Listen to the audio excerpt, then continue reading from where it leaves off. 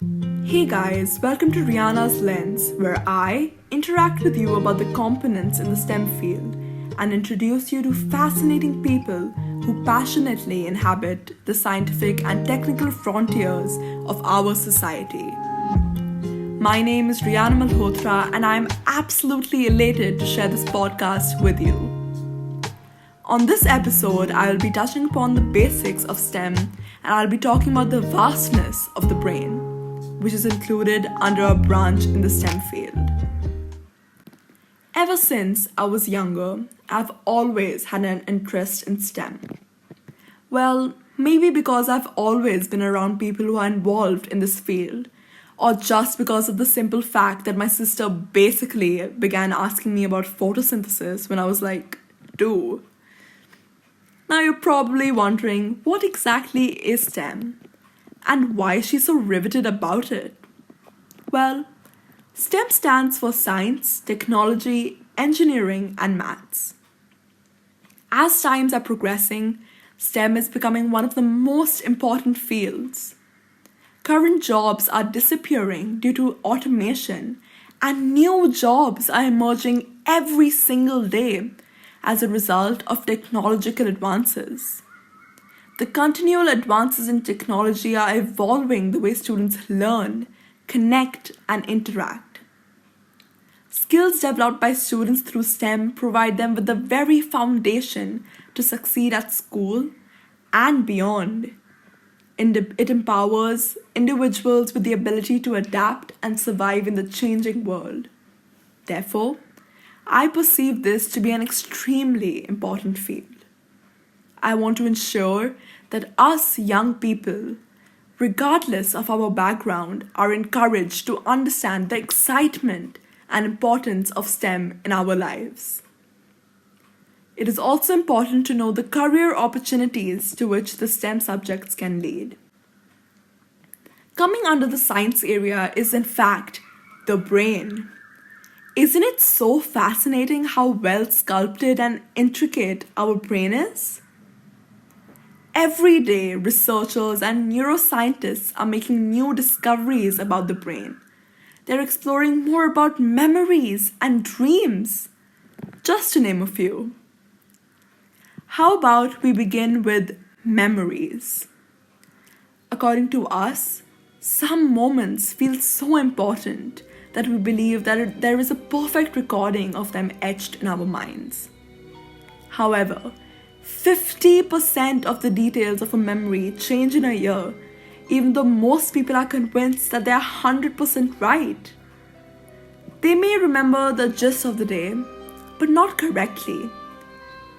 They may not know who they were with, what they were doing, what they heard, or even what exactly they saw.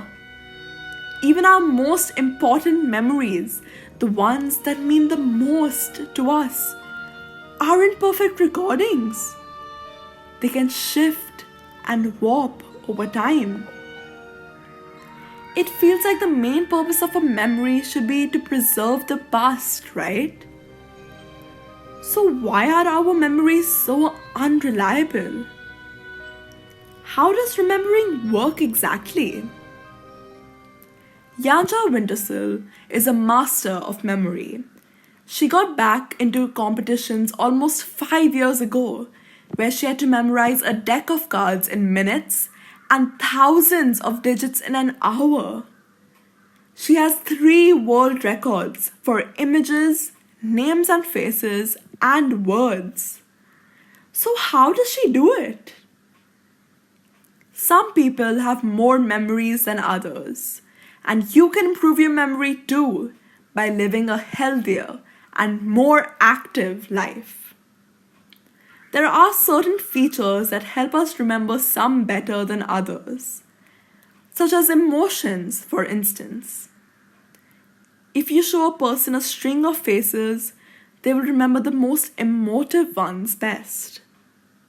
Memories are also related to sense of place. The place is said to be the most consistent in our memories. Finally, memories can be strengthened by a story. Our brains grasp memories faster when they are in the form of a narrative And that is exactly what Yanja did during her competitions. She wove everything into stories, to things she associated to in everyday life. After all, it all comes down to the peculiar way our brain stores memory. And no other brain taught us about memory than the one of a man named Henry Molaison. Henry, at the age of 27, had a brain surgery to treat epilepsy. So, the surgeon removed a part of his brain. There were no particular behavioral changes, except the fact that there was a very grave memory loss issue.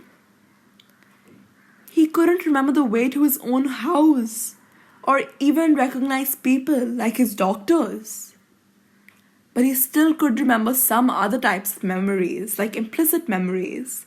They're habits that don't require thoughts. And this may come as a surprise to you, but he could remember facts and statistics that he learned like years ago. During one of his daily checkup, his doctor asked him, "So Henry, tell me what exactly happened in 1929? And he replied easily, "Oh yeah, the stock markets fell, right?" But just as the doctor asked him, What did you do today morning or the day before?" he couldn't even remember the slightest. Neuroscientists began a study a few years ago where they asked a group of teenagers questions about their day-to-day life. And then they were called back after 15 years to ask the same questions again about their teenage years. Their memories were all uniformly poor, and some didn't even match. So now this question arises. Why do we have a memory system that is so unreliable and error-prone if it is designed to remember the past? We could have a possible answer because of Henry Molaison. When he was asked about his future, he had trouble answering those questions as well. And this just goes to show that he didn't only have trouble remembering the past, but also imagining the future. The future and the past somehow seem to be linked in the mind. Your mind is a time machine.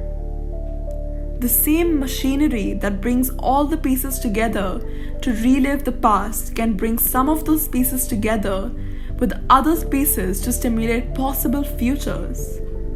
Now, the flexibility that leads us to remember things that never happened, that undermines the justice system, that corrupts our most vivid memories, starts to look like a superpower. The key to our success as a species. The brain weaves together the memories of the past and outlooks of the future to create a sense of self. The brain is a mystical organ indeed, and so much is yet to be explored. Thank you so much for joining me in this endeavor today and tuning in. This was my very first episode, and I'm looking forward to the next one to discuss further on STEM fields. Make sure you share this pod with your friends if you enjoyed it. Thank you and stay tuned.